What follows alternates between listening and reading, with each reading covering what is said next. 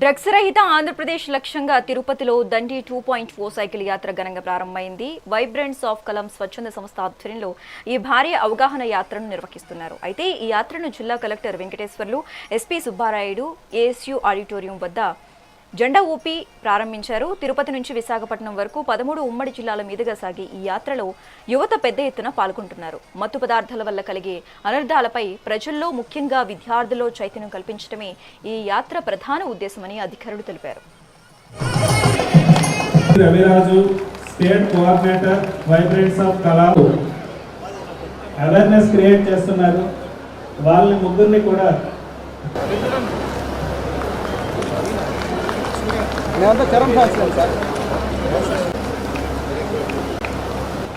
P. Srinu, trustee of Vibrants of Kala,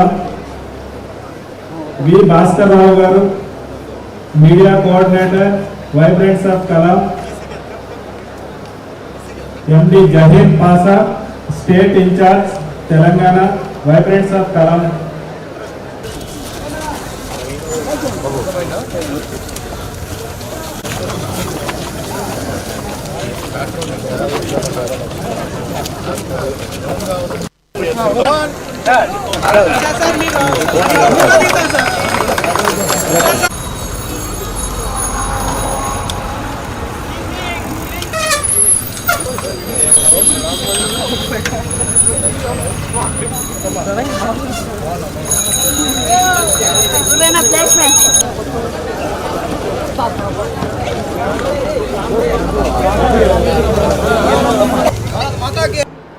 మన సమాజం మీద ఈ మాదక ద్రవ్యాల యొక్క ఎఫెక్ట్ ఎలా ఉంటుంది ఇదంతా కూడా మనము ఇట్ ఈస్ రియాలిటీ. మన కళ్ళ ముందే చాలా స్టోరీస్ చూస్తుంటాము, చాలా లైవ్ ఎగ్జాంపుల్స్ చూస్తున్నాము.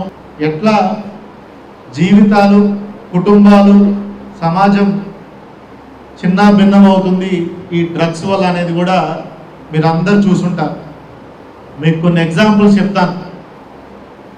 మన దేశంలోనే పంజాబ్ రాష్ట్రం ఒకప్పుడు గ్రీన్ రెవల్యూషన్ అంటే వ్యవసాయంలో ఒక విప్లవాత్మకమైనటువంటి మార్పులు తీసుకొచ్చి ఒక సంపన్నమైన రాష్ట్రంగా వాళ్ళు ఎదిగారు. పంజాబ్ రాష్ట్రం మంచి నదులు ఉంటాయి అక్కడ.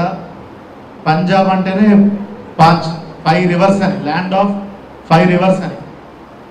అట్లాంటి రాష్ట్రం ఆదాయం ఎక్కువై తర్వాత జనరేషన్ అంటే సుమారుగా 1990 నుంచి స్టార్ట్ అయింది. యువత అనేది రాష్ట్రానికి కానీ, దేశానికి కానీ, కుటుంబానికి కానీ భవిష్యత్తు. ఈరోజు మనం ఎందుకు ఈ కార్యక్రమాన్ని పెట్టుకోవడం జరిగిందంటే యువత మంచి మార్గంలో ప్రయాణిస్తేనే ఆ కుటుంబం కానీ, ఆ సమాజం కానీ, లేదా ఆ దేశం కానీ సరైన అభివృద్ధి పథంలో ప్రయాణిస్తుంది. ఈనాడు అనేక మంది ఈ డ్రగ్స్కి లేదా గంజాయికి బానిసలు అవుతున్నారు.